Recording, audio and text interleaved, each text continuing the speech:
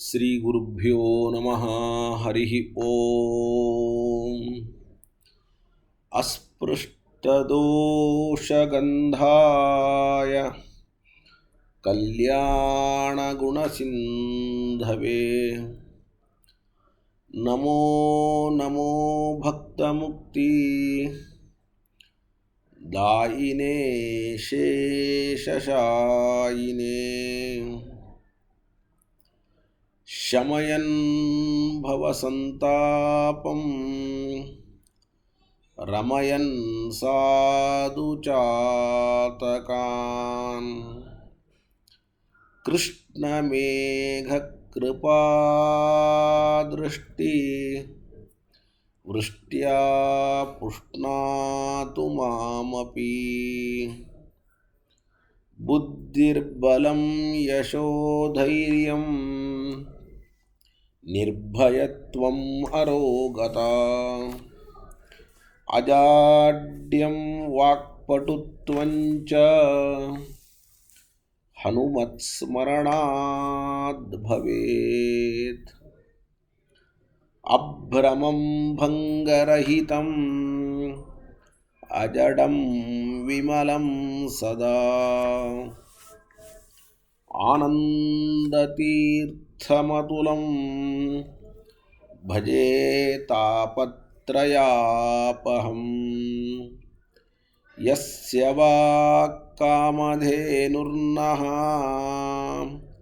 कामितार्थान् प्रयच्छति सेवेतं जययोगीन्द्रं कामबाणच्छिदं सदा प्रणमत्कामधेनुं च भजत्सुरतरूपमं श्रीभावबोधकृत्पाद चिन्तामणिमुपास्महे। अर्थिकल्पितकल्पोऽयं प्रत्यर्थिगजकेसरी व्यासतीर्थगुरुर्भूयात् अस्मदिष्टार्थसिद्धये। कामधेनु यथा पूर्वं सर्वाभीष्टफलप्रदा तथा कलौ वादिराज श्रीपादो अभीष्टदः सताम्। पूज्याय राघवेन्द्राय सत्यधर्मरताय च भजतां कल्पवृक्षाय नमतां कामधेनवे। आसेतो रातुषाराद्रेः यो दिशो जितवान् मुहुः सत्यध्यानगुरुः पातु यतीन्द्रैरपि पूजितः। वेङ्कटेशाद्रिमारभ्य सेतुं तोताद्रिपूर्वकान् गत्वा दिग्विजयी पातु सत्याभिघ्नगुरुत्तमः।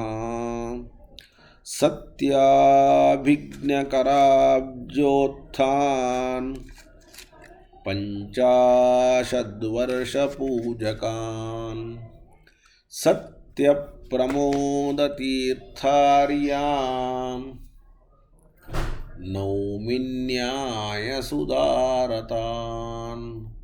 आपादमौलिपर्यन्तं गुरूणाम् आकृतिं स्मरेत् तेन विघ्नाः प्रणश्यन्ति सिद्ध्यन्ति च मनोरथाः। पृथ्वीमण्डलमध्यस्थाः पूर्णबोधमतानुगाः वैष्णवाः विष्णुहृदयाः तान् नमस्ते गुरून् मम शुभान् ध्यायन्ति ये कामान् गुरुदेवप्रसादजान् इतरान् आत्मपापोत्थान् तेषां विद्या फलिष्यति सृष्टिस्थित्यप्ययेह नियतिदृशितमो बन्धमोक्षाश्च यस्मात् अस्य श्रीब्रह्मरुद्रप्रभृतिसुरनरद्वीषशत्रात्मकस्य विष्णोर्व्यस्ताः समस्ताः सकलगुणनिधिः सर्वदोषव्यपेतः पूर्णानन्दो व्ययो यो गुरुरपि परमः चिन्तयेतं महान्तम् जन्माद्यस्य यतोऽन्वयादितरतश्चार्थेष्वभिघ्नस्वराट् तेने ब्रह्महृदाय आदिकवये मुह्यन्ति यं सूरयः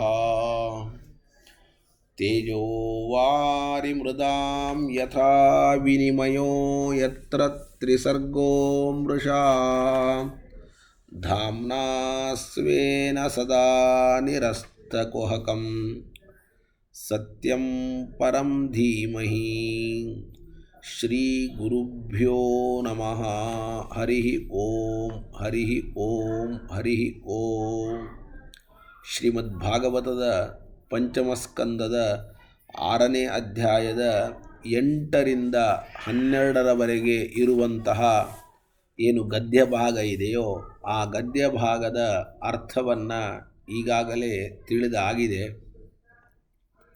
ಆ ಗದ್ಯ ಭಾಗಕ್ಕೆ ಸಂಬಂಧಪಟ್ಟಂತಹ ಆಚಾರ್ಯರ ತಾತ್ಪರ್ಯವನ್ನು ನಾವು ನೋಡೋಣ. ಋಷಭದೇವ ಅವನು ದಕ್ಷಿಣ ಕರ್ನಾಟಕ ದೇಶಗಳಿಗೆ ಹೋಗಿ ಅಲ್ಲಿ ಒಂದು ಕುಟಚಗಿರಿ ಅಂತ ಅಲ್ಲಿ ಒಂದು ಉಪವನ, ಆ ಉಪವನದಲ್ಲಿ ಮೌನವಾಗಿ ಇದ್ದಾನೆ.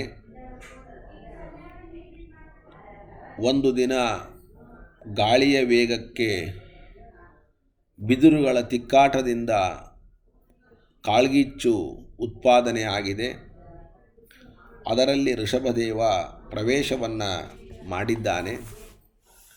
ಪ್ರವೇಶ ಮಾಡಿ ಹೊರಗೆ ಬಂದು ನಾನು ವಾಸುದೇವ ಅಂತ ಹೇಳಿಕೊಂಡಿದ್ದಾನೆ.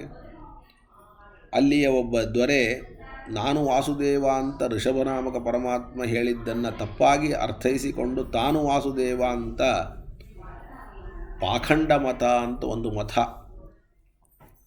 ನಾಸ್ತಿಕ ಮತ, ಆ ಮತಕ್ಕೆ ಪ್ರವರ್ತಕನಾಗಿ ಸ್ನಾನ, ಸಂಧ್ಯಾವಂದನೆ, ಆಚಾರ ಇವುಗಳನ್ನೆಲ್ಲವನ್ನು ಬಿಟ್ಟು ವಿಶೇಷವಾಗಿ ಕೇವಲ ಅಂಧಂತಮಸ್ಸಿಗೆ ಕಾರಣವಾದಂತಹ ಒಂದು ಪ್ರವೃತ್ತಿಯನ್ನು ಉಂಟು ಮಾಡತಕ್ಕ ಮತ, ಅಂತಹ ಮತವನ್ನು ಪ್ರಚಾರ ಮಾಡಲಿಕ್ಕೆ ಪ್ರಾರಂಭ ಮಾಡಿದ ಅಂತ ಇಷ್ಟನ್ನು ನಾವು ಕೇಳಿದ್ವಿ. ಅದಕ್ಕೆ ಸಂಬಂಧಪಟ್ಟಂತಹ ತಾತ್ಪರ್ಯವನ್ನು ಈಗ ತಿಳಿಯೋಣ. ಜ್ಞಾನಾನಂದಾತ್ಮಕೋ ದೇಹ, ಜ್ಞಾನಾನಂದಾತ್ಮಕೋ ದೇಹ ಋಷಭಸ್ಯ ಮಹಾತ್ಮನಃ, ಋಷಭಸ್ಯ ಮಹಾತ್ಮನಃ ತಾದೃಶೇನೈವ ಮನಸಾ, ತಾದೃಶೇನೈವ ಮನಸಾ ಕ್ರಮೌಸ್ತು ಕುಟುಚಾಚಲೆ, ಕ್ರಮೌಸ್ತು ಕುಟಚಾಚಲೆ.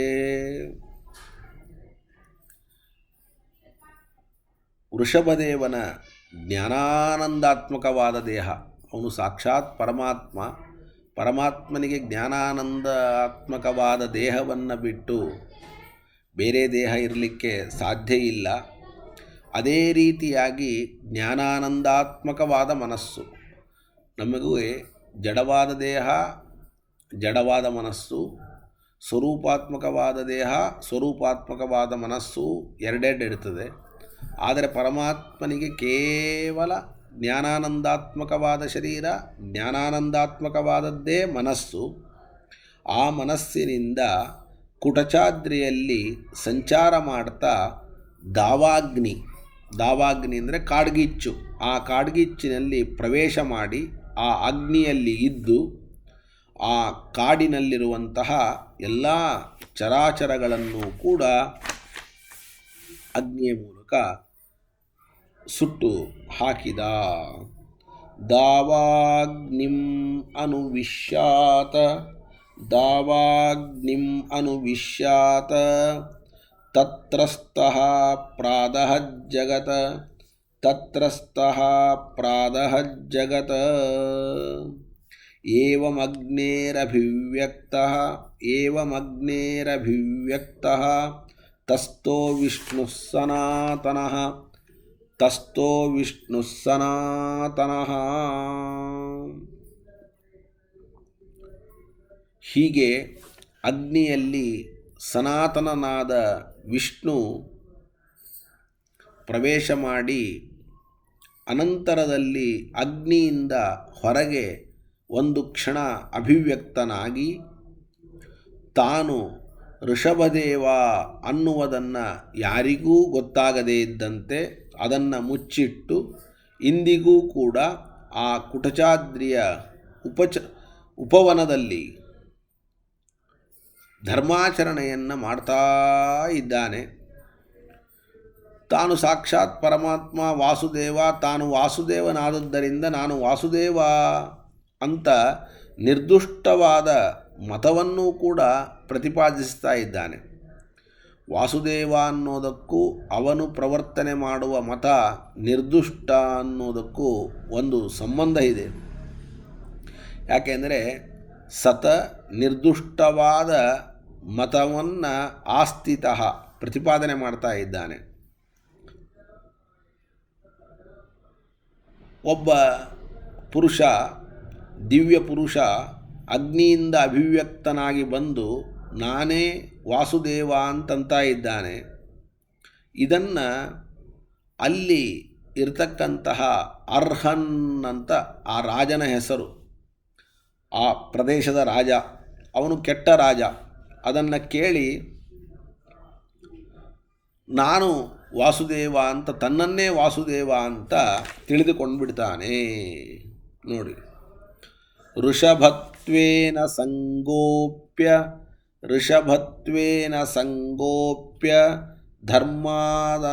ಧರ್ಮಾನದ್ಯಾಪಿ ತತ್ರಗಃ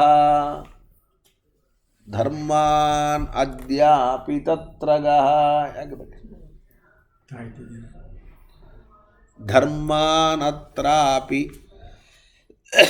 ತತ್ರಗಃ ಆಸ್ತೆ ಸ ವಾಸುದೇವಾತ್ಮ ವಾಸುದೇವೋ ಅಹಮಿತ್ಯಜಃ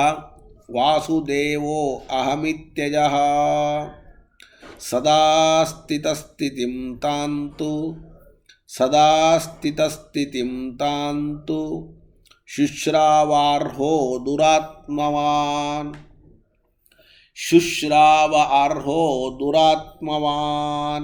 ಪೂರ್ವಂತು ಪೌಂಡ್ರಕೋ ನಾಮ ವಾಸುದೇವಃ ಸುಧರ್ಮತಿಃ.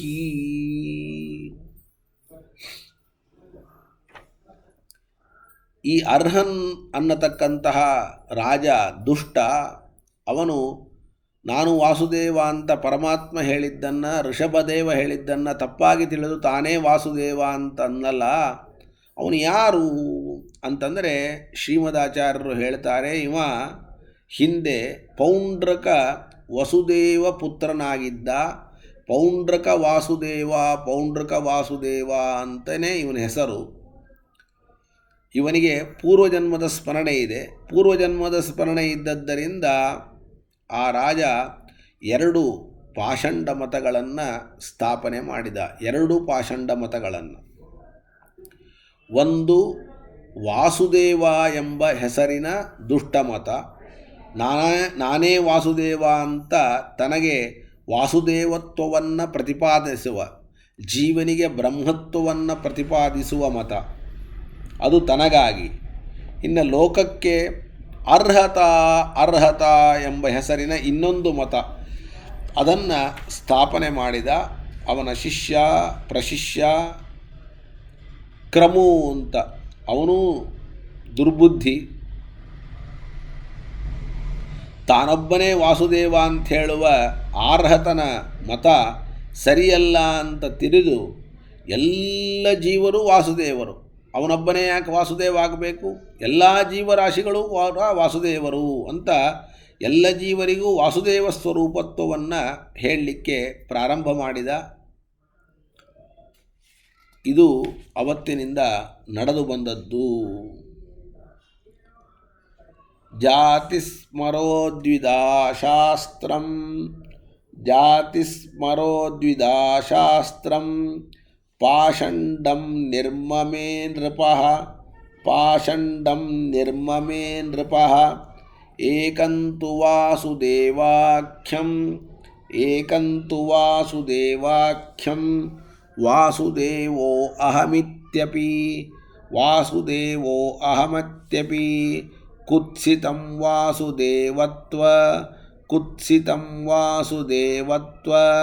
ಪ್ರತಿಪಾದಕಮಾತ್ಮನಃ ಲೋಕಾರ್ಥಂಚಾಪರಮಪಿ ಚಕಾರ ಅರ್ಹತನಾಮಕಂ ತೊನಗೊಂದು ಲೋಕಕ್ಕೆ ಒಂದು. ಹೀಗೆ 2 ಮತ, ಒಂದು ವಾಸುದೇವ ಮತ, ಇನ್ನೊಂದು ಅರ್ಹ ಮತ ಅಂತ. ತತ್ಪ್ರಶಿಷ್ಯಕ್ರಮುರ್ನಾಮ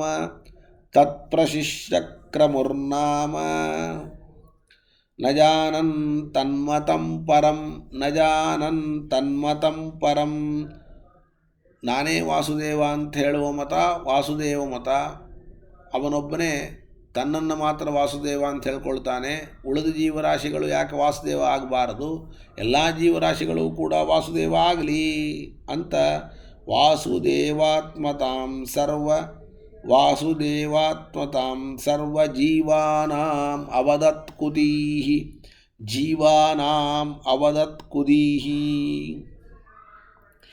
ಕ್ರಮ್ವಾಖ್ಯಂ ಶಾಸ್ತ್ರಮಕರೋತ್ ಅಭೇದ ಪ್ರತಿಪಾದಕಂ ಕುಶಾಸ್ತ್ರಂ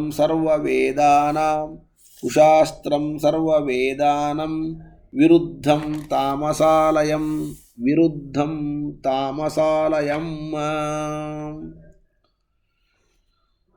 ಎಲ್ಲ ಜೀವರಿಗೂ ವಾಸುದೇವ ಸ್ವರೂಪತ್ವವನ್ನು ಹೇಳಬೇಕು ಅಂತ ಸರ್ವವೇದ ವಿರುದ್ಧವಾದ ತಾಮಸರಲ್ಲಿ ಮನೆ ಮಾಡುವ ಅದ್ವೈತ ಪ್ರತಿಪಾದಕವಾದ ಕ್ರಮು ಎಂಬುವ ಹೆಸರಿನ ದುಷ್ಟಶಾಸ್ತ್ರವನ್ನು ರಚಿಸಿದ. ಅದನ್ನು ಕಂಡು ಇಂದಿಗೂ ಕೂಡ ಕಲಿಯುಗದಲ್ಲಿ ಅಜ್ಞಾನಿಗಳು ಶೌಚ ಇಲ್ಲದೆ, ವೃತಾಚರಣೆಗಳು ಇಲ್ಲದೆ ಆರ್ಹತ ಮತವನ್ನು, ನಾನು ಭಗವಂತ ಎನ್ನುವ ಅದ್ವೈತ ಮತವನ್ನು ಅನುಸರಿಸ್ತಾ ಇದ್ದಾರೆ ಮತ್ತು ಪ್ರಚಾರ ಮಾಡ್ತಾ ಇದ್ದಾರೆ ಅಂತ ಬ್ರಹ್ಮಾಂಡ ಪುರಾಣದ ಮಾತನ್ನು ಕೊಟ್ಟು ಋಷಭದೇವನ ಕೊನೆಯ ಸಂದರ್ಭವನ್ನು ವಿವರಣೆ ಮಾಡ್ತಾ ಇದ್ದಾರೆ. ತದ್ದೃಷ್ಟ್ವಾ ಅದ್ಯಾಪಿ ವರ್ತಂತೆ ವರ್ತಿಷ್ಯಂತಿ ಕಲೌ ತಥಾ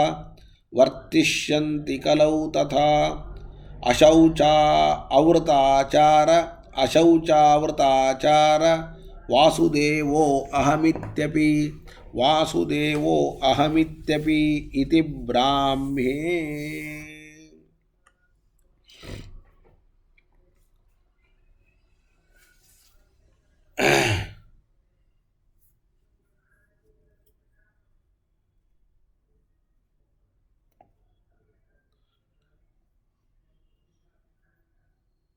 ಇನ್ನು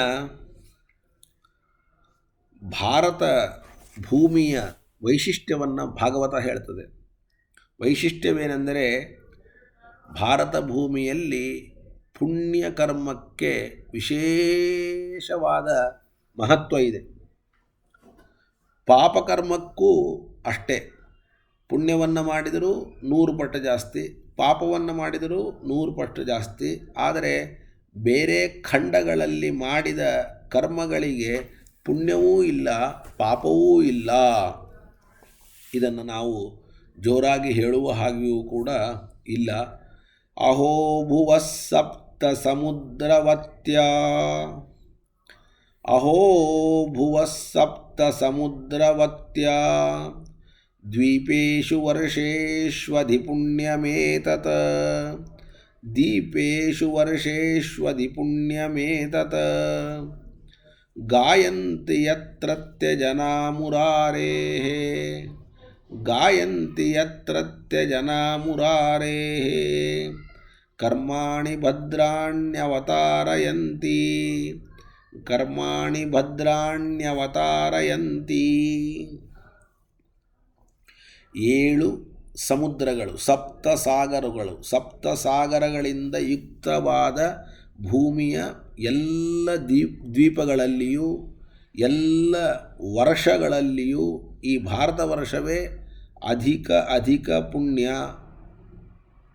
ಅದರಂತೆ ಅಧಿಕ ಪಾಪ ಮಾಡುವುದಕ್ಕೂ ಕೂಡ ಪ್ರಶಸ್ತವಾದ ಭೂಮಿಯಾಗಿದೆ. ಇಲ್ಲಿಯ ಜನರು ಋಷಭ, ಕಪಿಲ ಇವೇ ಮೊದಲಾದ ಅವತಾರಗಳಿಂದ ಯುಕ್ತವಾದ ಮಂಗಳ ಚರಿತ್ರೆಯನ್ನು ಹಾಡ್ತಾ ಇರ್ತಾರೆ.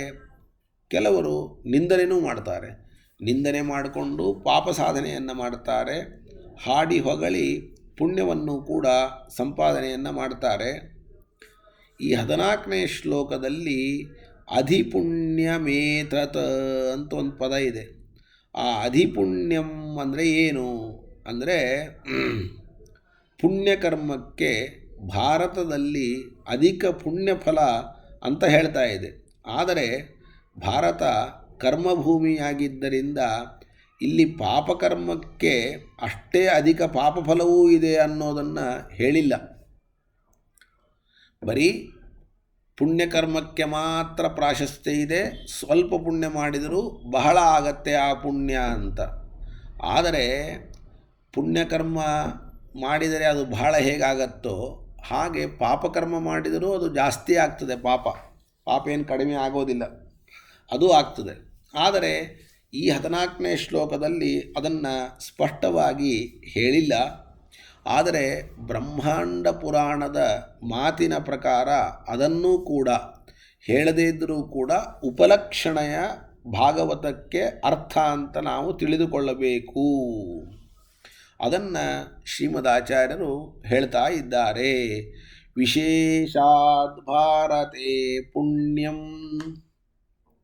ವಿಶೇಷಾದ್ ಭಾರತೆ ಪುಣ್ಯಂ ಚರೇಯುಃ ಪಾಪಮಪ್ಯತ, ಚರೇಯುಃ ಪಾಪಮಪ್ಯಥ, ತಥೈವ ಭಗವದ್ಭಕ್ತಿಂ, ತಥೈವ ಭಗವದ್ಭಕ್ತಿಂ ಪೃಥಿವ್ಯಾಂ ನಾನ್ಯವರ್ಷಗಾಃ,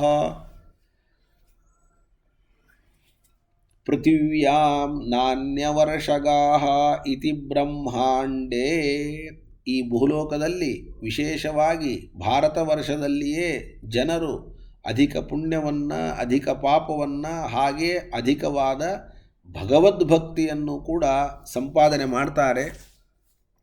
ಬೇರೆ ಪ್ರದೇಶಗಳಲ್ಲಿ ಆ ತರಹ ಸಂಪಾದನೆ ಮಾಡಲಿಕ್ಕೆ ಅವಕಾಶ ಅಂತನ್ನತಕ್ಕಂಥದ್ದು ಇಲ್ಲ ಎನ್ನುವುದಾಗಿ ಬ್ರಹ್ಮಾಂಡ ಪುರಾಣದ ಮಾತನ್ನು ಉದಾಹರಣೆ ಮಾಡಿ ಆಚಾರ್ಯರು ಪುಣ್ಯ ಅಧಿಕ ಇದ್ದಂತೆ ಇಲ್ಲಿ ಮಾಡುವ ಪಾಪಕ್ಕೂ ಕೂಡ ಆಧಿಕ್ಯ ಅಂತನ್ನುವುದು ಇದೆ ಅನ್ನುವುದನ್ನು ಉಪಲಕ್ಷಣೆಯ ಈ ಶ್ಲೋಕದ ಅರ್ಥವನ್ನು ಮಾಡಿಕೊಳ್ಳಬೇಕು ಅಂತ ತಿಳಿಸ್ತಾ ಇದ್ದಾರೆ. ಋಷಭದೇವ ಅಣಿಮಾದಿ ಯೋಗ ಸಿದ್ಧಿಗಳನ್ನು ಅಪೇಕ್ಷಾ ಮಾಡಲಿಲ್ಲ. ತಾವಾಗೆ ಬಂದದ್ದನ್ನು ಸ್ವೀಕರಿಸಲಿಲ್ಲ. ಬೇರೆ ಎಲ್ಲ ಯೋಗಿಗಳು ಕೂಡ ಯೋಗ ಸಿದ್ಧಿಗಾಗಿ ಮಹಾಪ್ರಯತ್ನವನ್ನು ಮಾಡ್ತಾರೆ. ಆದ್ದರಿಂದ ಋಷಭದೇವನ ಯೋಗದ ಎತ್ತರವನ್ನು ಏರುವುದಕ್ಕೆ ಬೇರೆ ಯೋಗಿಗಳು ಎಷ್ಟು ಪ್ರಯತ್ನಪಟ್ಟರೂ ಸಾಧ್ಯ ಇಲ್ಲ, ಅದನ್ನು ಊಹೆ ಮಾಡಲಿಕ್ಕೂ ಸಾಧ್ಯ ಇಲ್ಲ, ಆಲೋಚನೆ ಮಾಡಲಿಕ್ಕೂ ಕೂಡ ಸಾಧ್ಯ ಇಲ್ಲ.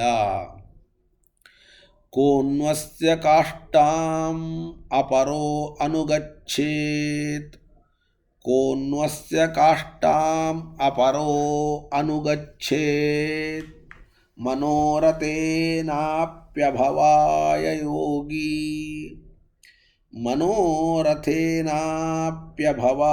ಯೋಗಿ, ಯದ್ಯೋಗಮಾಯಾಂ ಸ್ಪೃಹಯಂತ್ಯುದಸ್ತಾಂ, ಯದ್ಯೋಗಮಾಯಾಂ ಸ್ಪೃಹಯಂತ್ಯುದಸ್ತಾಂ, ಮಹತ್ತಮಾಯೇನ ಕೃತಪ್ರಯತ್ನಾಃ, ಮಹತ್ತಮಾಯೇನ ಕೃತಪ್ರಯತ್ನಾಃ. ಮುಕ್ತಿಗಾಗಿ ಮೋಕ್ಷಕ್ಕಾಗಿ ಪ್ರಯತ್ನ ಮಾಡುವ ಬೇರೆ ಯಾವ ಯೋಗಿ ಇದ್ದರೂ ಕೂಡ ಋಷಭದೇವರ ಯೋಗದ ಎತ್ತರವನ್ನು ಏರಲು ಮನಸ್ಸಿನಲ್ಲಿಯೂ ಕೂಡ ವಿಚಾರ ಮಾಡಲಿಕ್ಕೆ ಸಾಧ್ಯ ಇಲ್ಲ. ಅಂತಹ ಯೋಗಶಕ್ತಿ ಅದು ಪರಮಾತ್ಮನಿಗೆ ಮಾತ್ರ ಸಾಧ್ಯ, ಬೇರೆಯವರಿಗೆ ಸಾಧ್ಯವೇ ಇಲ್ಲ. ಯಾಕೆ ಅಂತಂದರೆ ಬಾಹ್ಯ ಯೋಗಶಕ್ತಿಯಿಂದ ಸಾಧಿಸಬಹುದಾದಂತಹ ಅಣಿಮಾದಿ ಬಾಹ್ಯ ಸಿದ್ಧಿಗಳನ್ನು ಋಷಭದೇವ ತನ್ನ ಹತ್ತಿರದಲ್ಲಿಯೂ ಕೂಡ ಇಟ್ಕೊಂಡಿಲ್ಲ. ಆದರೆ ಶ್ರವಣಾದಿ ಮೋಕ್ಷ ಸಾಧನಗಳನ್ನು ನಡೆಸುವ ಮಹಾಯೋಗಿಗಳು ಕೂಡ ಆ ಸಿದ್ಧಿಗಳನ್ನು ಅಪೇಕ್ಷೆ ಮಾಡ್ತಾರೆ. ಅಂದರೆ ಯಾವ ಸಿದ್ಧಿಗಳನ್ನು ತನ್ನ ಸಮೀಪಕ್ಕೂ ಹಾಯಲಿಕ್ಕೆ ಬಿಡೋದಿಲ್ಲವೋ, ಬೇಡ ಅಂತ ದೂರ ಸರಿಸ್ತಾನೋ ಅಂಥವುಗಳನ್ನು ಮೋಕ್ಷೇಚ್ಛುಗಳಾದ ಮಹಾನುಭಾವರಾದ ಮಹಾಯೋಗಿಗಳು ಕೂಡ ಅದನ್ನು ಬೇಕು, ಅಂತಹ ಸಿದ್ಧಿಗಳು ಬೇಕು ಅಂತ ಅಪೇಕ್ಷೆ ಮಾಡ್ತಾರೆ. ಅಂದಮೇಲೆ ಸಾಕ್ಷಾತ್ ಪರಮಾತ್ಮನಾದ ಋಷಭನಾಮಕ ಪರಮಾತ್ಮನ ಯೋಗ ಸಿದ್ಧಿಗೂ ಬೇರೆಯವರ ಯೋಗ ಸಿದ್ಧಿಗೂ ವ್ಯತ್ಯಾಸ ಅನ್ನೋದು ಎಷ್ಟಿದೆ ಅಂತನ್ನೋದನ್ನು ನಾವು ವಿಚಾರ ಮಾಡಬೇಕಾಗಿದೆ. ಇಲ್ಲಿ ಒಬ್ಬೊಬ್ಬರು ಒಂದೊಂದು ರೀತಿಯಾದ ಅಭಿಪ್ರಾಯವನ್ನು ಪಡ್ತಾರೆ. ಆದರೆ ಆಚಾರ್ಯರು ಅದಕ್ಕೆ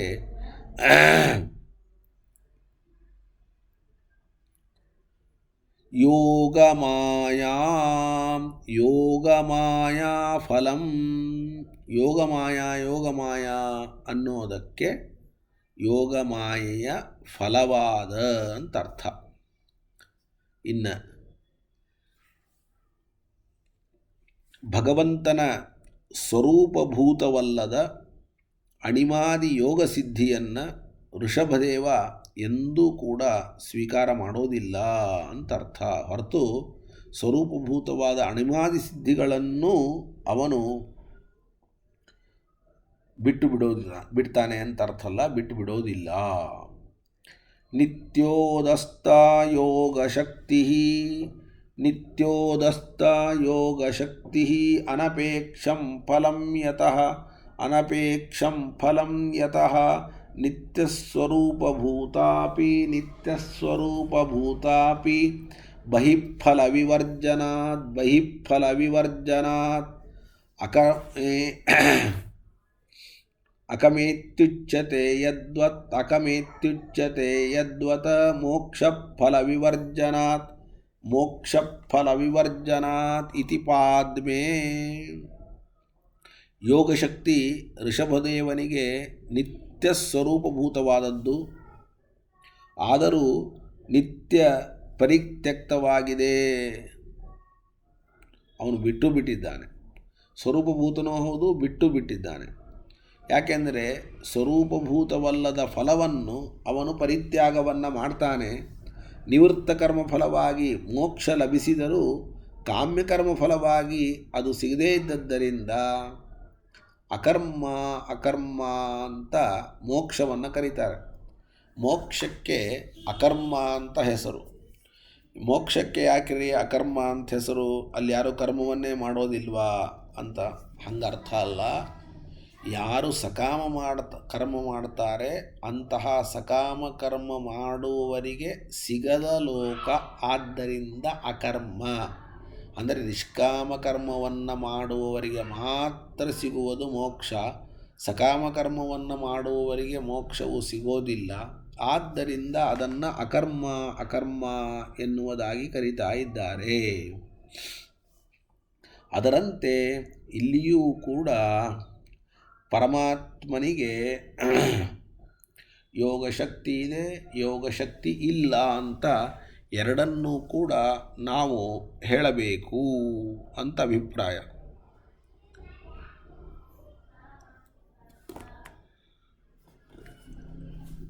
ಅಂದರೆ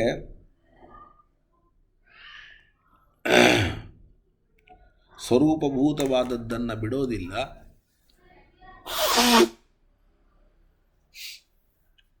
ನಿನ್ನ ಬಾಹ್ಯವಾದದ್ದನ್ನು ಬಿಡುತ್ತಾನೆ ಅಂತ ಈ ರೀತಿಯಾಗಿ ಅರ್ಥ. ಇದಾದ ಮೇಲೆ ಏಕಾಂತ ಭಕ್ತರು ಮೋಕ್ಷವನ್ನು ಅಪೇಕ್ಷಿಸುವುದಿಲ್ಲ. ಅದರ ಫಲವಾಗಿ ಅವರಿಗೆ ಮೋಕ್ಷದಲ್ಲಿ ಪೂರ್ಣವಾದ ಸುಖ ಅಭಿವ್ಯಕ್ತವಾಗ್ತದೆ. ಯಸ್ಯಾಮೇವ ಕವಯಃ ಆತ್ಮಾನಂ ಅವಿರತ ವಿವಿಧ ವೃಜಿನ ಸಂಸಾರ ತಾಪ ಉಪತಪ್ಯಮಾನ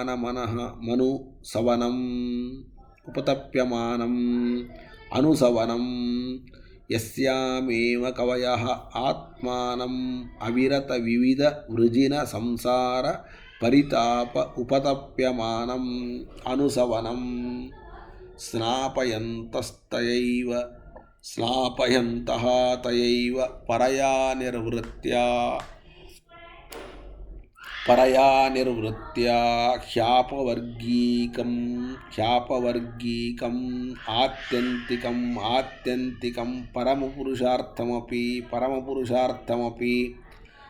ಸ್ವಯಂ ಆಸಾದಿತಂ ನ ಏವ ಅದ್ರೀಯಂತೆ ಭಾಗವತತ್ವೇನೈವ ಪರಿಸಮಾಪ್ತ ಸರ್ವಾರ್ಥಾಃ.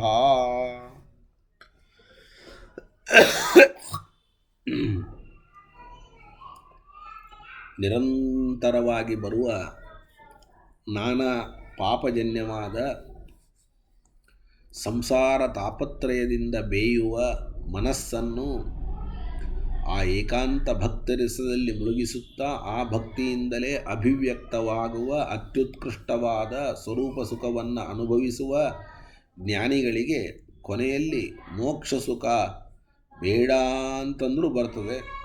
ಅವರು ಅದರಲ್ಲಿ ಆದರ ತೋರೋದಿಲ್ಲ. ಯಾಕೆಂದರೆ ಭಗವದ್ಭಕ್ತಿಯಿಂದಲೇ ಅವರಿಗೆ ಆ ಸ್ವಯೋಗ್ಯ ಪೂರ್ಣ ಸ್ವರೂಪ ಸುಖ ಮುಕ್ತಿಯಲ್ಲಿ ವ್ಯಕ್ತವಾಗಿ ಬಿಟ್ಟಿದೆ.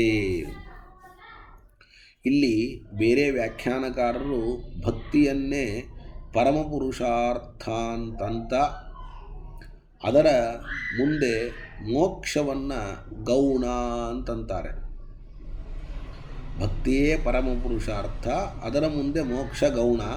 ಆದ್ದರಿಂದಲೇ ಭಕ್ತರಿಗೆ ಮೋಕ್ಷದಲ್ಲಿ ಅನಾದರ ಅಂತ. ಶ್ರೇಷ್ಠವಾದ ಭಕ್ತಿಯನ್ನು ಸಂಪಾದನೆ ಮಾಡಿ ಮೋಕ್ಷವನ್ನು ಬೇಡ ಅನ್ನೋದು ಅಸಂಭಾವಿತವಾದ ಮಾತು. ಆದರೂ ಪ್ರಯತ್ನಪಟ್ಟು ಮೋಕ್ಷದ ಬಯಕೆಯನ್ನು ನಿಗ್ರಹಿಸಿಕೊಂಡು ಅದನ್ನು ಅನಾದರದಿಂದ ಕಾಣಬೇಕಾದರೆ ಅದಕ್ಕೆ ಏನಾದರೂ ಕೂಡ ಒಂದು ವಿಶೇಷವಾದ ಫಲ ಇರಲೇಬೇಕು.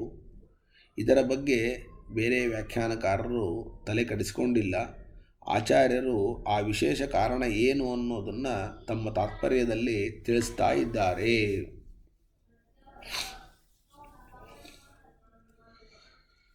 ನಾದ್ರಿಯಂತೆ ತು ಯೇ ಮೋಕ್ಷಂ ಪೂರ್ವಂ ತೇಷಾಂ ಪರಂ ಸುಖಂ ಸ್ವಯೋಗ್ಯಂ ವ್ಯಜ್ಯತೆ ಮುಕ್ತೌ ತಚ್ಚೋಕ್ತಂ ತಾರತಮ್ಯಯುಕ ಇತಿ ವ್ಯೋಮ ಸಂಹಿತಾಯಾಂ ಸಾಧನವನ್ನು ಅನುಷ್ಠಾನ ಮಾಡುವ ಕಾಲದಲ್ಲಿ ಮೋಕ್ಷವನ್ನು ಅಪೇಕ್ಷಾ ಪಡಲಿಲ್ಲ ಅಂದರೆ, ಉಳಿದವರೆಲ್ಲರೂ ಪಟ್ಟೇ ಪಡ್ತಾರೆ, ಏಕಾಂತ ಭಕ್ತರು ಮಾತ್ರ ಅಪೇಕ್ಷೆ ಪಡೋದಿಲ್ಲ. ಹಾಗಾದರೆ ಅವರಿಗೆ ಸ್ವಸ್ವಯೋಗ್ಯ ಸ್ವರೂಪಾನಂದ ರೂಪವಾದ ಮುಕ್ತಿಯಲ್ಲಿ ಅಧಿಕವಾದ ಆನಂದ ಅಭಿವ್ಯಕ್ತಿ ಆಗ್ತದೆ. ಅದು ತಾರತಮ್ಯದಿಂದ ಇರ್ತದೆ ಅಂತ ಶ್ರುತಿ ಸ್ಮೃತಿಗಳಲ್ಲಿ ಹೇಳಿದ್ದಾರೆ ಅಂತ ವ್ಯೋಮ ಸಂಹಿತೆಯ ವಾಕ್ಯವನ್ನು ಕೊಟ್ಟು ಆಚಾರ್ಯರು ಹೇಳ್ತಾ ಇದ್ದಾರೆ. ಅಂದರೆ ಯಾರು ಯಾವುದನ್ನು ಬೇಡ ಅಂತಾರೆ ಅದನ್ನು ಅಧಿಕವಾಗಿ ಪಡಿತಾರೆ ಅನ್ನೋದಕ್ಕೆ ಇದೊಂದು ಉದಾಹರಣೆ. ಯಾರಿಗೆ ಯಾವುದು ಬೇಕು ಅಂತ ಬೆನ್ನು ಹತ್ತಾರೆ ಅವರಿಗೆ ಸಿಗೋದಿಲ್ಲ, ಯಾರಿಗೆ ಯಾವುದು ಬೇಡ ಅಂತ ದೂರ ಇರ್ತಾರೆ ಅಂಥವರಿಗೆ ಅದು 2 ಪಟ್ಟು ಸಿಗ್ತದೆ. ಹಣದ ಬೆನ್ನು ಹತ್ತದವನಿಗೆ ಹಣವೇ ಬೆನ್ನು ಹತ್ತತ್ತೆ, ಕೀರ್ತಿಯ ಬೆನ್ನು ಹತ್ತದವನಿಗೆ ಕೀರ್ತಿಯೇ ಅವನ ಬೆನ್ನನ್ನು ಹತ್ತತ್ತೆ. ನಮಗೆ ಕೀರ್ತಿ ಬೇಕು, ಹಣ ಬೇಕು ಅಂತ ನಾವು ಬೆನ್ನು ಹತ್ತಿದರೆ ನಮಗೆ ಕೀರ್ತಿಯೂ ಸಿಗೋದಿಲ್ಲ, ಹಣವೂ ಸಿಗೋದಿಲ್ಲ. ನಮ್ಮ ಬೆನ್ನು ಹತ್ತುವಂತೆ ಕೀರ್ತಿ ಹಣವನ್ನು ಮಾಡಿಕೊಳ್ಬೇಕೇ ಹೊರತಾಗಿ ನಾವು ಹಣದ ಕೀರ್ತಿಯ ಬೆನ್ನು ಹತ್ತುವಂತೆ ಯಾವತ್ತೂ ಕೂಡ ಇರಬಾರ್ದು ಅಂತನ್ನುವ ಮಾತನ್ನು ಕೂಡ ಈ ಸಂದರ್ಭದಲ್ಲಿ ಅವಶ್ಯವಾಗಿ ಅರ್ಥವನ್ನು ಮಾಡಿಕೊಳ್ಳಬೇಕು. ಇದಾದ ಮೇಲೆ ಪಾಂಡವರು ಶ್ರೀಕೃಷ್ಣನಲ್ಲಿ ಭಕ್ತಿ ಮಾಡಿದಾಗ ಶ್ರೀಕೃಷ್ಣ ಪರಮಾತ್ಮ ಅವರಿಗೆ ಆಪ್ತ ಬಂಧುವಾದ ದೂತನೂ ಆದ, ಅಷ್ಟೇ ಅಲ್ಲ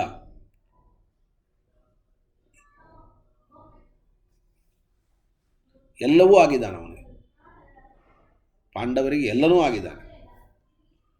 ಪಾಂಡವರು ಕೃಷ್ಣ ಪರಮಾತ್ಮನಲ್ಲಿ ಭಕ್ತಿ ಮಾಡಿದಾಗ ಕೃಷ್ಣ ಅವನಿಗೆ ಎಲ್ಲವೂ ಆದ. ಭಜಿಸುವ ಎಲ್ಲ ಮುಕ್ತಿಯೋಗ್ಯರಿಗೂ ಮುಕ್ತಿಯನ್ನು ಪರಮಾತ್ಮ ಕೊಡ್ತಾನೆ. ಆದರೆ ಪೂರ್ಣ ಭಕ್ತಿಯನ್ನು ಯಾರಿಗೂ ಕೂಡ ಕೊಡುವುದಿಲ್ಲ, ಅದು ಪರಮ ದುರ್ಲಭ ಅಂತ. ಎಂತಹ ವ್ಯಕ್ತಿಗಳು ಎಷ್ಟೇ ಭಕ್ತಿಯನ್ನು ಮಾಡಿದರೂ ಅದು ಪೂರ್ಣ ಭಕ್ತಿ ಅಲ್ಲ. ಯಾಕೆಂದರೆ ಆ ಪೂರ್ಣ ಭಕ್ತಿ ಅಷ್ಟು ಸುಲಭವಾಗಿ ಯಾರಿಗೆ ಬೇಕಂದರೆ ಸಿಗಲಿಕ್ಕೆ ಸಾಧ್ಯ ಅಂತನ್ನತಕ್ಕಂಥದ್ದು ಇಲ್ಲ.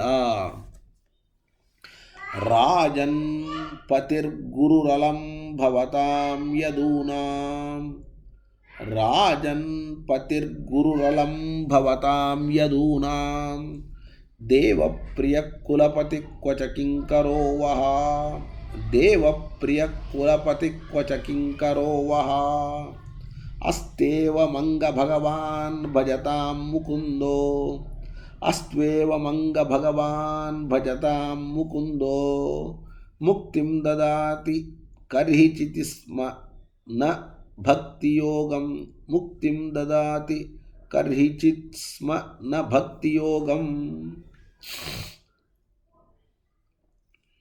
ಶುಕಾಚಾರ್ಯರು ಹೇಳ್ತಾರೆ, ಪರೀಕ್ಷಿತ್ ರಾಜ ಶ್ರೀಕೃಷ್ಣ ಪಾಂಡವರಿಗೆ ಅಂದರೆ ಪರೀಕ್ಷಿತ್ ರಾಜನಿಗೆ ಅಂತೆ ಅರ್ಥ. ಪರೀಕ್ಷಿತ್ ರಾಜನು ಪಾಂಡವ ಮತ್ತು ಯಾದವರಿಗೆ ಪಾಲಕನಾಗಿದ್ದ, ಗುರುವಾಗಿದ್ದ, ಬಹಳ ಪ್ರೀತಿಯ ಗೆಳೆಯನಾಗಿದ್ದ, ಕುಲಪತಿಯಾಗಿದ್ದ.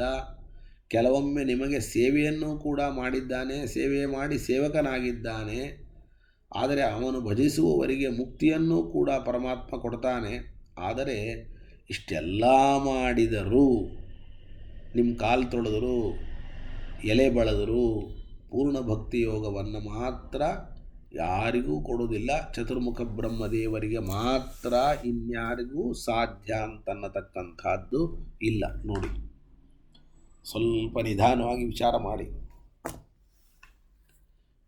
ಶುಕಾಚಾರ್ಯರು ಪರೀಕ್ಷಿತ್ ರಾಜನಿಗೆ ಏನು ಹೇಳ್ತಾ ಇದ್ದಾರೆ ಅಂತ ಪ್ರಶ್ನೆ ಬಂದರೆ, ಪರಮಾತ್ಮ ಏನು ಬೇಕಾದ್ದನ್ನು ಕೊಡ್ತಾನೆ, ಆದರೆ ಪೂರ್ಣ ಭಕ್ತಿ ಯೋಗವನ್ನು ಮಾತ್ರ ಚತುರ್ಮುಖ ಬ್ರಹ್ಮದೇವರನ್ನು ಬಿಟ್ಟು ಬೇರೆಯವರಿಗೆ ಕೊಡೋದಿಲ್ಲ. ಪಾಂಡವರ ಮನೆ ದೂತ ಅಂತ ಹಾಡನ್ನು ನಾವು ಕೇಳ್ತೇವೆ. ಪಾಂಡವರ ಮನೆ ದೂತ ಅಂತ ಅಂದರೆ ಎಂಜಲು ಬಳಿತಾನೆ ಪಾಂಡವರ ಮನೆಯಲ್ಲಿ. ಹೂವು ತರುವವರ ಮನೆಗೆ ಹೂವು ತಂದ ಅಂತ ಹಾಡನ್ನು ಕೇಳ್ತೇವೆ. ಅಂದಮೇಲೆ ಪಾಂಡವರಿಗೆ ಏನು ಮಾಡಿಲ್ಲ, ಎಲ್ಲವನ್ನೂ ಮಾಡಿದ.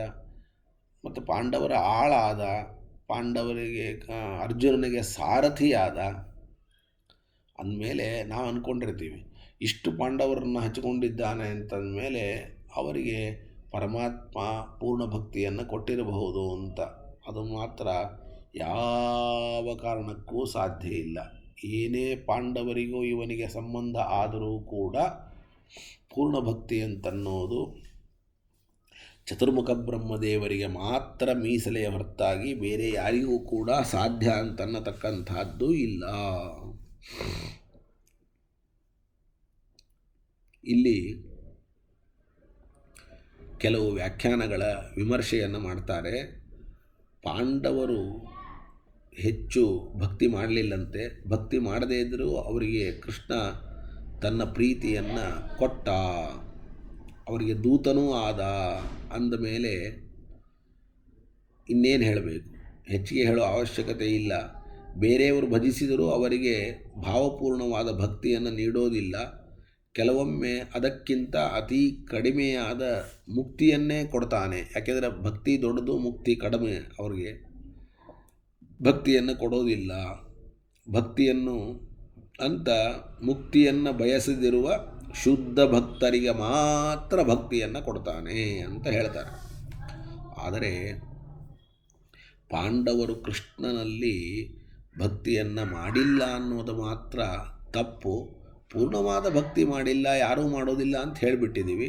ಸಖ್ಯ ಭಕ್ತಿಯನ್ನು ಮಾಡೇ ಮಾಡಿದ್ದಾರೆ ಮತ್ತು ಅವನಲ್ಲಿ ಕೃಷ್ಣ ಪರಮ ಪ್ರೀತಿಯನ್ನು ತೋರಿದಾನೆ ಅಂತಂದರೆ ಭಕ್ತಾಸ್ತೆ ಅತೀವ ಮೇ ಪ್ರಿಯಾಹ ಅಂತ ಭಗವದ್ಗೀತೆ ಹೇಳುವಂತೆ ಅವರು ಭಕ್ತಿಯಿಂದ ಭಜಿಸಿದ್ದರೆ ಮಾತ್ರ ಕೃಷ್ಣ ಪ್ರೀತಿ ತೋರ್ತಾನೆ ಹೊರತಾಗಿ ಭಕ್ತಿ ಮಾಡದೇ ಇದ್ದವರಲ್ಲಿ ಪ್ರೀತಿಯನ್ನು ಪರಮಾತ್ಮ ತೋರೋದಿಲ್ಲ.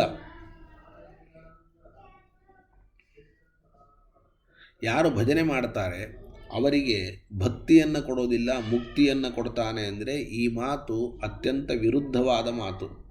ಯಾಕೆ ಅಂದರೆ ಭಕ್ತಿ ಮುಕ್ತಿಗೆ ಸಾಧನವಾಗಿದೆ ಅಂತಂದ ಮೇಲೆ ಮೊದಲಿಗೆ ಭಕ್ತಿಯನ್ನು ನೀಡಿದರೆ ಅದರ ಫಲವಾದ ಮುಕ್ತಿ ಅವನು ಕೊಡಲಿಕ್ಕೆ ಸಾಧ್ಯ, ಇಲ್ಲದಿದ್ದರೆ ಸಾಧ್ಯವೇ ಇಲ್ಲ.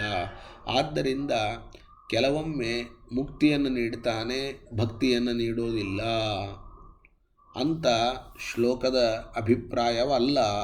ಹಾಗಾದರೆ ಮುಕ್ತಿಯನ್ನು ನೀಡ್ತಾನೆ ಅಂತಂದರೆ ಏನರ್ಥ? ಆ ಮುಕ್ತಿಗೆ ಬೇಕಾದಂತಹ ಭಕ್ತಿಯನ್ನು ಕೊಟ್ಟು ಮುಕ್ತಿಯನ್ನು ನೀಡ್ತಾನೆ, ಪೂರ್ಣವಾದ ಭಕ್ತಿಯನ್ನು ಅವನು ಕೊಡೋದಿಲ್ಲ ಅಂತ ಇಷ್ಟೇ ಅಭಿಪ್ರಾಯ.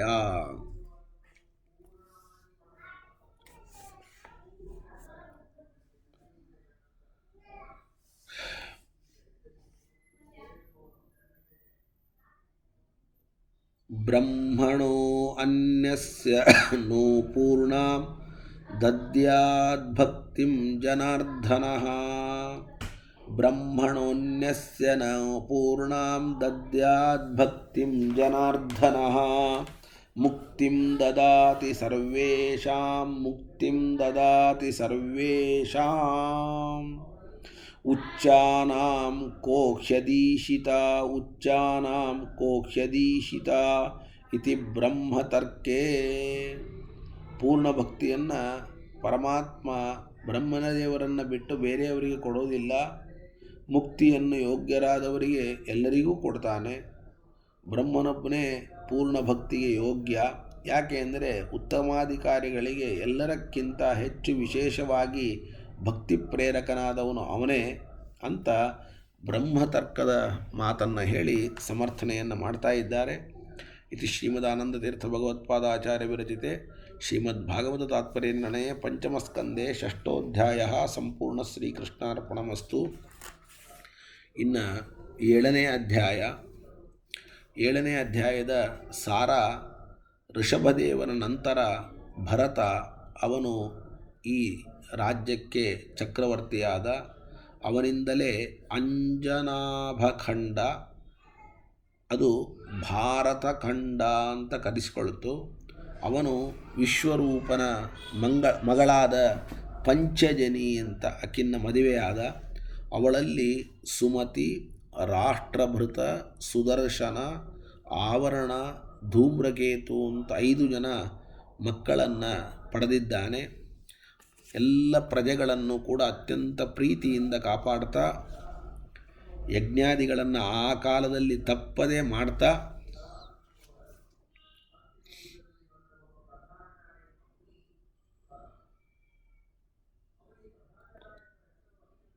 ಯಜ್ಞಪುರುಷನನ್ನು ಆರಾಧನೆ ಮಾಡಿದ. ಯಜ್ಞಗಳಲ್ಲಿ ಆಯಾ ದೇವತೆಗಳನ್ನು ಸ್ವತಂತ್ರವಾಗಿ ಆರಾಧನೆ ಮಾಡಿದರೆ ತಪ್ಪಾಗ್ತದೆ. ದೇವತೆಗಳು ಅದನ್ನು ಸ್ವೀಕಾರ ಮಾಡೋದಿಲ್ಲ. ಅದರಿಂದ ಭರತ ಆ ದೇವತೆಗಳನ್ನು ಯಜ್ಞಪುರುಷನಾದ ಭಗವಂತನ ಅಂಗಗಳಲ್ಲಿ ಆಶ್ರಯಿಸಿಕೊಂಡವರು ಅಂತ ತಿಳಿದು ಆ ದೇವತೆಗಳೊಳಗಿದ್ದ ಭಗವಂತನನ್ನೇ ಆಹುತಿಯನ್ನು ಸ್ವೀಕರಿಸ್ತಾನೆ ಅಂತ ತಿಳಿಕೊಂಡು ಯಜ್ಞ ಮಾಡಿದ. ನೋಡಿ ಎಷ್ಟು ದೊಡ್ಡ ವ್ಯಕ್ತಿತ್ವ ಭರತಂದು. ಆ ಭರತ ಚಕ್ರವರ್ತಿ ಸಾಮಾನ್ಯನಲ್ಲ, ಋಷಭದೇವನ ಮಗ, ಮಹಾನುಭಾವ. ಅವನು ಏನಾದರೂ ಕೂಡ ಪರಮಾತ್ಮನನ್ನು ಬಿಟ್ಟು ಬೇರೆ ದೇವತೆಗಳಿಗೆ ಯಜ್ಞವನ್ನು ಮಾಡುವ ಪ್ರಸಂಗ ಬಂದರೆ ಹೇಗೆ ಮಾಡ್ತಾ ಇದ್ದ ಅಂದರೆ, ಈ ಎಲ್ಲ ದೇವತೆಗಳು ಕೂಡ ಪರಮಾತ್ಮನ ಒಂದೊಂದು ಅಂಗವನ್ನು ಚಂದ್ರಮಾ ಮನಸೋ ಜಾತಃ ಮುಖಾದಿಂದ್ರಶ್ಚ ಅಗ್ನಿಶ್ಚ ಪ್ರಾಣಾದ್ ವಾಯುರಜಾಯತ ಅಂತ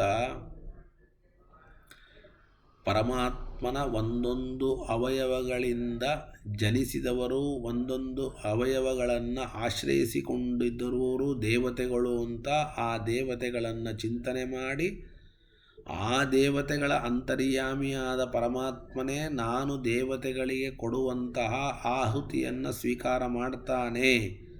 ದೇವತೆಗಳು ಸ್ವೀಕಾರ ಮಾಡೋದಿಲ್ಲ, ಅದನ್ನು ಸ್ವೀಕಾರ ಮಾಡುವವನು ಪರಮಾತ್ಮನೇ. ತಾನು ಸ್ವೀಕಾರವನ್ನು ಮಾಡಿ ದೇವತೆಗಳಿಗೆ ಎಷ್ಟು ಬೇಕೋ ಅಷ್ಟನ್ನು ಅವನು ಕೊಡ್ತಾನೆ ಅಂತ ಚಿಂತನೆ ಮಾಡ್ತಾ ಹೋಮವನ್ನು ಮಾಡಿದ ಮಹಾನುಭಾವ, ಯಜ್ಞವನ್ನು ಮಾಡಿದ ಮಹಾನುಭಾವ ಭರತ ಚಕ್ರವರ್ತಿ. ಅವನು ಸಾಮಾನ್ಯ ಅಂತ ತಿಳ್ಕೊಳ್ಬೇಡಿ.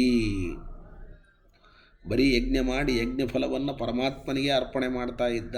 ಎಷ್ಟು ದಿವಸ ಇದ್ದ? 1,000,000,000 ವರ್ಷಗಳ ಕಾಲ. ಗೋವಿಂದ, 1,000,000,000 ವರ್ಷಗಳ ಕಾಲ ಹೀಗೆ ರಾಜ್ಯಭಾರ ಮಾಡಿ ಭರತ ತನ್ನ ರಾಜ್ಯಭೋಗ ಪ್ರಾರಬ್ಧ ಕಳಿತು ಅಂತ ತಿಳ್ಕೊಂಡು ವಿರಕ್ತನಾಗಿ ರಾಜ್ಯವನ್ನೆಲ್ಲ ತನ್ನ ಮಕ್ಕಳಿಗೆ ಹಂಚಿ ಸನ್ಯಾಸಿಯಾಗಿ ಪುಲಹ ಎಂಬುವಂತಹ ಮುನಿಗಳು, ಅವರ ಆಶ್ರಮವಿರುವಂತಹ ಇವತ್ತಿನ ನೇಪಾಳ ಸಾಲಿಗ್ರಾಮ ಕ್ಷೇತ್ರ, ಗಂಡಕಿ ನದಿ ತೀರ, ಅಲ್ಲಿಗೆ ತಪಸ್ಸಿಗೆ ಬಂದು ಕುಳಿತಿದ್ದಾನೆ. ಹೃದಯದಲ್ಲಿ ಭಗವಂತನನ್ನು ಸಾಕ್ಷಾತ್ಕಾರದಿಂದ ಕಂಡು, ಸೂರ್ಯಮಂಡಲದಲ್ಲಿಯೂ ಹಿರಣ್ಮಯ ಪುರುಷನನ್ನು ಸಾಕ್ಷಾತ್ಕಾರದಿಂದ ಕಂಡು ಸ್ತೋತ್ರವನ್ನು ಮಾಡ್ತಾ ಇದ್ದಾನೆ. ಇದು 7ನೇ ಅಧ್ಯಾಯದ ಒಂದು ಸಾರ. ಭರತ ಚಕ್ರವರ್ತಿ 1,000,000 ವರ್ಷ ರಾಜ್ಯಭಾರ ಮಾಡಿ ಕೊನೆಗೆ ಸನ್ಯಾಸಿಯಾಗಿ ಸಾಲಿಗ್ರಾಮ ಕ್ಷೇತ್ರದಲ್ಲಿ ಭಗವಂತನ ಆರಾಧನೆಯನ್ನು ಮಾಡಿದ. ಸೂರ್ಯಾಂತರ್ಗತ ನಾರಾಯಣನನ್ನು ಸ್ತೋತ್ರ ಮಾಡಿದ. ಏನದು ಸ್ತೋತ್ರ? ಪರೋರಜಾ ಸವಿತರ್ಜಾತ ವೇದೋ, ಪರೋರಜಾ ಸವಿತರ್ಜಾತ ವೇದೋ, ವೇದಸ್ಯ ಗರ್ಭೋ ಮನಸೇದಂ ಜಜಾನ, ವೇದಸ್ಯ ಗರ್ಭೋ ಮನಸೇದಂ ಜಜಾನ, ಸ್ವರೇತಸಾದ ಪುನರಾವಿಶ್ಯ ಚಷ್ಟೆ, ಸ್ವರೇತಸಾದ ಪುನರಾವಿಶ್ಯ ಚಷ್ಟೆ, ಹಂಸಂ ಗೃಧ್ರಾಣಾಂ ವೃಷಭಂ ಸಂಗೃಣೀಮಃ, ಹಂಸಂ ಗೃಧ್ರಾಣಾಂ ಋಷಭಂ ಸಂಗೃಣೀಮಃ. ದೋಷರಹಿತನಾದ, ಸೃಷ್ಟಿಕರ್ತನಾದ, ಸರ್ವಜ್ಞನಾದ, ಸೂರ್ಯಾಂತರ್ಗತನಾದ ನಾರಾಯಣನೇ, ನೀನು ವೇದಮಾತೆಯ ಗರ್ಭದಲ್ಲಿ ಉದಿಸಿದವನು. ಇಚ್ಛಾಮಾತ್ರದಿಂದ ಜಗತ್ತನ್ನು ನಿನ್ನ ವೀರ್ಯದಿಂದ ಸೃಷ್ಟಿ ಮಾಡುವವನು. ದುಃಖ ಲೇಪರಹಿತನಾಗಿ ಜಗತ್ತನ್ನು ಮತ್ತೆ ಪ್ರವೇಶಿಸಿ ರಕ್ಷಣೆ ಮಾಡುವವನು. ಯಾರು ವಿಷಯವನ್ನು ಅಪೇಕ್ಷೆ ಮಾಡ್ತಾರೆ ಅಂತಹ ಜೀವರಿಗೆ ಸ್ವಾಮಿಯಾಗಿರುವವನು. ಇಂತಹ ನಿನ್ನನ್ನು ನಾವು ಸ್ತೋತ್ರವನ್ನು ಮಾಡ್ತೇವೆ ಅಂತ ಈ ರೀತಿಯಾಗಿ ಇಲ್ಲಿ ಹೇಳ್ತಾರೆ. ಆದರೆ ಬೇರೆ ವ್ಯಾಖ್ಯಾನಕಾರರು ಬೇರೆ ಪಾಠವನ್ನೇ ಪೂರ್ಣವಾಗಿ ಇಟ್ಟುಕೊಂಡಿದ್ದಾರೆ. ಆದರೆ ಸ್ಮೃತಿಗೆ ಅನುಗುಣವಾಗಿ ನಾವು ಶ್ರುತಿಗೆ ವ್ಯಾಖ್ಯಾನವನ್ನು ಮಾಡಬೇಕು. ಪರೋರಜಾ ಅರಜಸ್ಕತ್ವಾ ತ್ರಯೀಡ್ಯತ್ವಾ ತ್ರಯೀ ಸುತಃ ಗುಣಾತ್ಯಯ ತುರೀಯಶ್ಚ ಜಾತವೇದಾಶ್ಚ ಸರ್ವವಿತ್. ಪರೋರಜಾ ಅರಜಸ್ಕತ್ವಾ ತ್ರೈಡ್ಯತ್ವಾ ತ್ರಯೀಸುತಃ ಗುಣಾತ್ಯಯಾತ್ತುರೀಯಶ್ಚ ಜಾತವೇದಾಶ್ಚ ಸರ್ವವಿಧ. ಪರಮಾತ್ಮ ನಿರ್ದೋಷನಾದದ್ದರಿಂದ ಪರೋರಜ ಅಂತ ಕರೆಸಿಕೊಳ್ತಾನೆ. ವೇದವೇದ್ಯನಾದದ್ದರಿಂದ ವೇದಗರ್ಭ ಅಂತ ಕರೆಸಿಕೊಳ್ತಾನೆ. ಗುಣತ್ರಯ ರಹಿತನಾದದ್ದರಿಂದ ತುರೀಯ ಅಂತ ಕರೆಸಿಕೊಳ್ತಾನೆ. ಸರ್ವಜ್ಞನಾದದ್ದರಿಂದ ಜಾತವೇದ ಅಂತ ಕರೆಸಿಕೊಳ್ತಾನೆ. ದುಃಖಾದಿಗಳಿಂದ ವರ್ಜಿತನಾದದ್ದರಿಂದ ಹಂಸ ಅಂತ ಕರೆಸಿಕೊಳ್ತಾನೆ. ಜೀವರಿಗೆ ನಿಯಾಮಕನಾದ್ದರಿಂದ ಗೃಧ್ರಾಣ ವೃಷಭ ಅಂತ ಕರೆಸಿಕೊಳ್ತಾನೆ. ಸರ್ವನಿಯಾಮಕನಾದದ್ದರಿಂದ ಕಾಲ ಅಂತ ಕರೆಸಿಕೊಳ್ತಾನೆ ಅಂತ ಪರಮಾತ್ಮ ಯಾವ್ಯಾವ ಹೆಸರುಗಳಿಂದ ಕರೆಸಿಕೊಳ್ಳೋದಕ್ಕೆ ಏನೇನು ಕಾರಣ ಅಂತನ್ನೋದನ್ನು ಆಚಾರ್ಯರು ತಂತ್ರ ನಿರುಕ್ತ ಅನ್ನುವ ಪ್ರಮಾಣವನ್ನು ಕೊಟ್ಟು ಹೇಳ್ತಾ ಇದ್ದಾರೆ. ಹಂಸೋ ದುಃಖಾದಿಹಾನೇನ ಜೀವೇಶತ್ವಾಚ್ಚ ಗೃಧ್ರರಾಟ್ ಕಾಲಃ ಸರ್ವನಿಯಂತೃತ್ವಾತ್ ಪರಮಾತ್ಮ ಪ್ರಕೀರ್ತಿತಃ ಇತಿ ತಂತ್ರನಿರುಕ್ತೆ. ಇಲ್ಲಿಗೆ 7ನೇ ಅಧ್ಯಾಯ ಮುಕ್ತು. ಇತಿ ಶ್ರೀಮದಾನಂದತೀರ್ಥ ಭಗವತ್ಪಾದಾಚಾರ್ಯ ವಿರಚಿತೆ ಶ್ರೀಮದ್ಭಾಗವತ ತಾತ್ಪರ್ಯ ನಿರ್ಣಯ ಪಂಚಮಸ್ಕಂಧೆ ಸಪ್ತಮೋಧ್ಯಾಯ. 8ನೇ ಅಧ್ಯಾಯಕ್ಕೆ ಯಾವ ತಾತ್ಪರ್ಯವೂ ಕೂಡ ಇಲ್ಲ. ಅದರಂತೆ 9ನೇ ಅಧ್ಯಾಯಕ್ಕೂ ಕೂಡ ಯಾವ ತಾತ್ಪರ್ಯವೂ ಕೂಡ ಇಲ್ಲ. 10ನೇ ಅಧ್ಯಾಯದಲ್ಲಿ ಕೆಲವು ಶ್ಲೋಕಗಳಿಗೆ ತಾತ್ಪರ್ಯ ಇದೆ. 8 ಹಾಗೂ 9ನೇ ಅಧ್ಯಾಯದ ಒಂದು ಸಾರ, ಕಥೆಯ ಸಾರವನ್ನು ಮಾತ್ರ ತಿಳಿದುಕೊಳ್ಳೋಣ. ಒಂದು ದಿನ ನಿಮ್ಮೆಲ್ಲರಿಗೂ ಕೂಡ ಗೊತ್ತಿದ್ದ ಕಥೆ, ಹೊಸ ಕಥೆ ಏನಲ್ಲ, ಎಲ್ಲರಿಗೂ ಗೊತ್ತೇ ಇದೆ. ಒಂದು ದಿನ ಭರತ ಮುನಿ ಗಂಡಕಿ ನದಿಯಲ್ಲಿ ಸ್ನಾನ ಮಾಡಿ ಕರ್ಮಗಳನ್ನು ಪೂರೈಸಿ 3 ಮುಹೂರ್ತ ಕಾಲ ಗಾಯತ್ರಿ ಮುಂತಾದ ಮಂತ್ರಗಳನ್ನು ಜಪಿಸ್ತಾ ಕುಳಿತಿದ್ದ. ಆಗ ಒಂದು ಗರ್ಭಿಣಿಯಾದ ಜಿಂಕೆ ನೀರು ಕುಡಿಯಕ್ಕೆ ಬಂದಿತ್ತು. ಅದು ನೀರು ಕುಡಿತಾ ಇರುವಾಗ ಸಿಂಹಗರ್ಜನೆಯನ್ನು ಕೇಳಿ ಗಾಬರಿಯಿಂದ ಮೇಲೆ ಹಾರಿತು. ಆಗ ಗರ್ಭಸ್ರಾವವಾಗಿ ಮರಿ ಪ್ರವಾಹದಲ್ಲಿ ಬಿದ್ದಿತು. ತಾಯಿ ಭಯದಿಂದ ಓಡಿ ಹೋಗಿಬಿಡ್ತು. ಅನಾಥವಾದ ಮರಿಯನ್ನು ಭರತ ಕಂಡು ಆ ನೀರಿನ ಪ್ರವಾಹದಿಂದ ಮೇಲೆತ್ತಿ ತನ್ನ ಆಶ್ರಮಕ್ಕೆ ತಂದ, ಸಾಕಿದ. ಅದರಲ್ಲಿ ಮಿತಿಮೀರಿದ ಮೋಹ ಮಾಡಿದ. ಆ ಮೋಹದಿಂದ ಅದಕ್ಕೆ ಬೇರೆ ಮೃಗಗಳಿಂದ ಅಪಾಯ ಬರದಂತೆ ಅದಕ್ಕೆ ದರ್ಭೆ, ತುಳಸಿ, ಪುಷ್ಪ ತರಲಿಕ್ಕೆ ಹೋಗಬೇಕು ತನ್ನ ಅನುಷ್ಠಾನಕ್ಕೆ. ಆವಾಗಲೂ ಕೂಡ ಜೊತೆಗೆ ಕರೆದುಕೊಂಡು ಹೋಗ್ಲಿಕ್ಕೆ ಪ್ರಾರಂಭ ಮಾಡಿದ. ಆಶ್ರಮದಲ್ಲಿ ಅದನ್ನು ತೊಡೆಯ ಮೇಲೆ ಮಲಿಸಿಕೊಳ್ಳಿಕ್ಕೆ ಪ್ರಾರಂಭ ಮಾಡಿದ. ತಬ್ಬಿಕೊಳ್ಳಿಕ್ಕೆ, ಮುದ್ದಾಡೋದಕ್ಕೆ ಪ್ರಾರಂಭ ಮಾಡಿದ. ಅದು ಕಣ್ಣಿಗೆ ಬೀಳದೇ ಇದ್ದರೆ ಹೆದರಲಿಕ್ಕೆ ಪ್ರಾರಂಭ ಮಾಡಿದ, ಅಳ್ಳಿಕ್ಕೆ ಪ್ರಾರಂಭ ಮಾಡಿದ, ಕರುಣೆಯನ್ನು ಬಹಳ ತೋರಿಸ್ಲಿಕ್ಕೆ ಮಾಡಿದ. ಹೀಗೆ ಮಿತಿಮೀರಿದ ವ್ಯಾಮೋಹ ಅಂತಾರೆ. ಮಿತಿಮೀರಿದ ವ್ಯಾಮೋಹಕ್ಕೆ ಬಲಿಯಾದ. ಅದರಿಂದ ಪರಮಾತ್ಮನನ್ನು ಮರೆತ. ತನ್ನ ಅಂತ್ಯಕಾಲದಲ್ಲಿಯೂ ತನ್ನ ಬಳಿ ನಿಂತು ಬಂಧುವಿನಂತೆ ಶೋಕಿಸ್ತಾ ಇದ್ದ ಆ ಜಿಂಕೆಯ ಮರಿಯನ್ನೇ ನೋಡ್ತಾ ಅದರಲ್ಲಿಯೇ ಮನಸ್ಸಿಟ್ಟು ಶರೀರ ತ್ಯಾಗ ಮಾಡಿದ. ಆಮೇಲೆ ಜಿಂಕೆಯಾಗಿ ಹುಟ್ಟಿದ. ಆದರೆ ಪೂರ್ವಜನ್ಮದ ಸ್ಮರಣೆ ಇತ್ತು ಅಂತ ಅಂದ. ಏನಪ್ಪ ಇದು ಪರಿಸ್ಥಿತಿ ಅಂತ ಅವನೇ ಅಂದ್ಕೊಂಡ. ಸರ್ವಸಂಗ ಪರಿತ್ಯಾಗ ಮಾಡಿ ಏಕಾಂತವಾದ ಪುಣ್ಯಾರಣ್ಯದಲ್ಲಿ ತಪಸ್ಸು ಮಾಡ್ತಾ ಭಗವಂತನಲ್ಲಿಯೇ ನೆಲೆಗಳಿಸಿದ್ದ ನನ್ನ ಮನಸ್ಸು ಕೇವಲ ಒಂದು ಜಿಂಕೆ ಮರಿಯ ಬೆನ್ನತ್ತಿ ಹೊರಟೆ ಹೋಯ್ತಲ್ಲಪ್ಪ ಅಂತ ಪಶ್ಚಾತ್ತಾಪಪಟ್ಟ. ಇನ್ಮೇಲಾದರೂ ಇಂತಹ ಮೋಹವನ್ನು ಗೆಲ್ತೇನೆ ಅಂತ ತಾಯಿ ಜಿಂಕೆಯನ್ನು ತೊರೆದು ತಾನು ಜನಿಸಿದ ಕಾಲಂಜರ ಪರ್ವತ ಅಂತ ಪರ್ವತದಿಂದ ಸಾಲಗ್ರಾಮ ಕ್ಷೇತ್ರಕ್ಕೆ ಆ ಒಂದೇ ಜಿಂಕೆ ಬಂತು. ಅಂದರೆ ಯಾರು ಭರತ ಜಿಂಕೆ ಆಗಿದ್ದ ಅವನೊಬ್ಬನೇ ಬಂದ ತನ್ನೆಲ್ಲ ಪರಿವಾರವನ್ನು ಬಿಟ್ಟು. ಅಲ್ಲಿ ಅಂತಕಾಲದಲ್ಲಿ ಬಂದಾಗ ಗಂಡಕಿ ನದಿಯ ಪವಿತ್ರವಾದ ಜಲದಲ್ಲಿ ತನ್ನ ಆ ಭರತ ಚಕ್ರವರ್ತಿ ಅನ್ನುವನು ತನ್ನ ಜಿಂಕೆಯ ಒಂದು ಶರೀರವನ್ನು ತ್ಯಾಗ ಮಾಡಿದ. ಇದು 8ನೆಯ ಅಧ್ಯಾಯದ ಒಂದು ಸಾರಾಂಶ. 9ನೆಯ ಅಧ್ಯಾಯದ ಸಾರಾಂಶವನ್ನು ತಿಳಿದು 10ನೇ ಅಧ್ಯಾಯದ ಒಂದು ತಾತ್ಪರ್ಯವನ್ನು ತಿಳಿಯುವ ಪ್ರಯತ್ನವನ್ನು ಅನಂತರದಲ್ಲಿ ಮಾಡೋಣ ಅಂತ ಹೇಳ್ತಾ ಇಲ್ಲಿಗೆ ಈ ಪಾಠವನ್ನು ಮುಕ್ತಾಯ ಮಾಡ್ತಾ ಇದ್ದೇನೆ. ಶ್ರೀಕೃಷ್ಣಾರ್ಪಣಮಸ್ತು. ಸಮರ್ಪ್ಯ ಕೃತ್ಯಾನಿ ಕೃತೀಕೃತಾನಿ ವ್ಯಾಸಾಯ ಭೂಮ್ನೆ ಸುಕೃತಾನಿ ತಾವತ ಕರಿಷ್ಯಮಾಣಾನಿ ಚ ತಸ್ಯ ಪೂಜಾಂ ಸಂಕಲ್ಪಯಾಮಾಸ ಶುದ್ಧಬುದ್ಧಿಃ.